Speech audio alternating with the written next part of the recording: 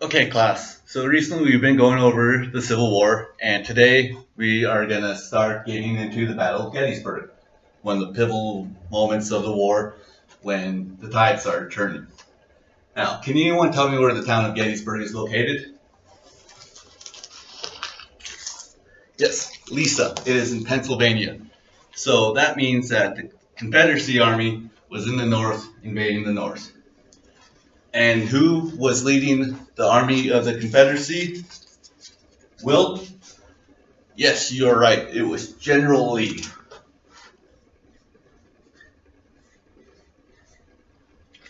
And his army was about 75,000 men, or 70,000 men strong.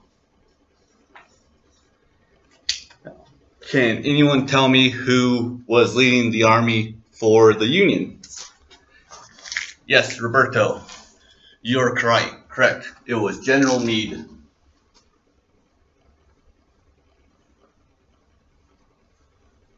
And his army was roughly 80,000 men strong. Now, General Lee and his army had been moving behind mountains over to the east or west of Gettysburg, moving north.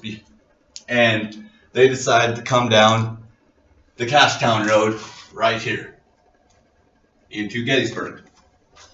Now, before they could do that and actually enter the town, there was a unit from the Union that got there first. And can anyone tell me who it was? Yes, James, you're correct. It was General Buford and his 2 brigades of cavalry. And he set himself up on either side of the Cashtown Road, guarding the entrance into Gettysburg. Now, Buford only had 2 regiments of cavalry, roughly 2,000 soldiers, and so they couldn't hold out against A.P. Hill's corps that was coming down the Cashtown Road for much longer. A brigade is a part of a division, and a division is part of a corps. And it takes about 3 to 5 divisions to make brigades to make a division, and about 3 to 5 divisions to make a corps. So you can tell the size difference. So, while this is happening, the Confederate Army had no idea what was going on with the Union Army. And does anyone know why? Let's see here. Cody, can you tell me why? Yes, that is correct. Because unlike the Union's cavalry, who was in place in contact with the main army, General Lee's cavalry was out to the north, just galloping around. They hadn't been in contact, so General Lee's army was pretty much walking blind into Gettysburg. They didn't know where the enemy was. They had a rough estimate, but they didn't know how strong or how long it would take them to form up. Now, as the battle began on June 1st, Buford was already set up on the outskirts of town, watching the Cashtown Road along the unfinished railroad and McPherson Ridge. And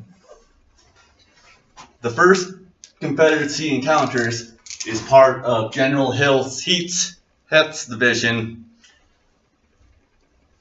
as he comes marching down the Cashtown Road.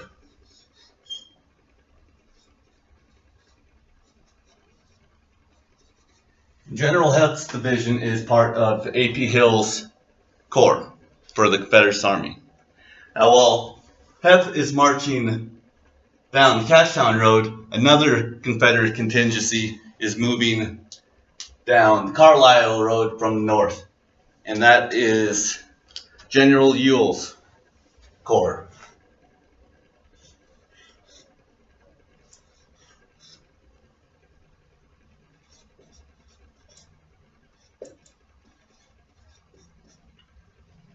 Now, as the battle begins, Buford and his cavalry are able to hold off General Heth's division for a little while because it takes time for them to form, get in line, and march and do all that and actually get in the battle.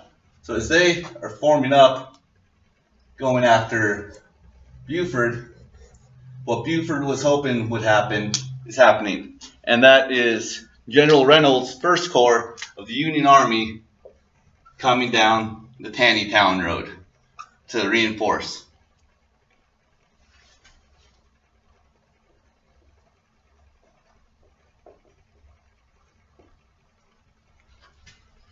Now, as General Reynolds comes up and replaces Buford,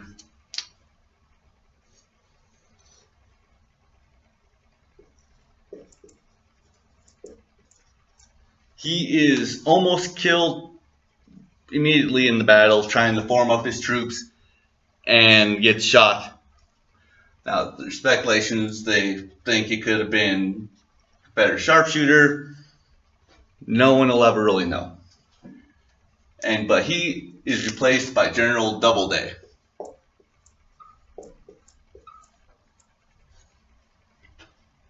This is the First Corps. Now, with General Ewell coming down the Carlisle Road,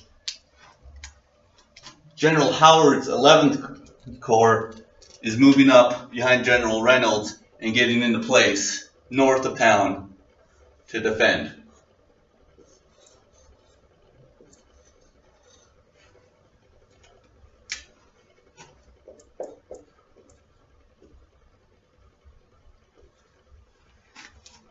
Now, the Confederates are able to drive back the Union slowly but surely through town. And can anybody tell me where they reform at? Yes, Chase. Yes, they start to reform on Culp's Hill, Cemetery Hill, and Cemetery Ridge.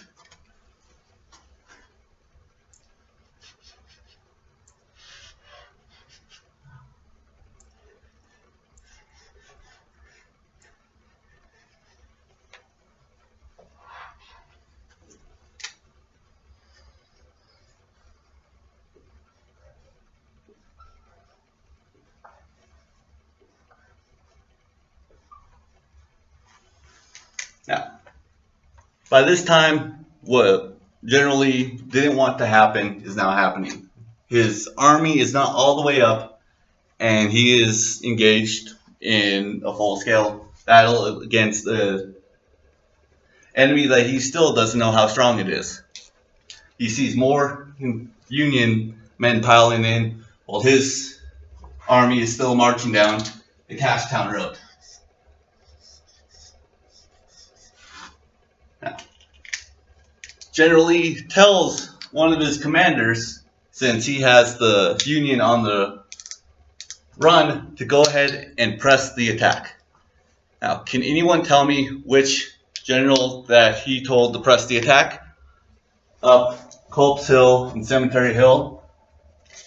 Oh, Janet. Yes, it is General Ewell. He marches in town and takes over,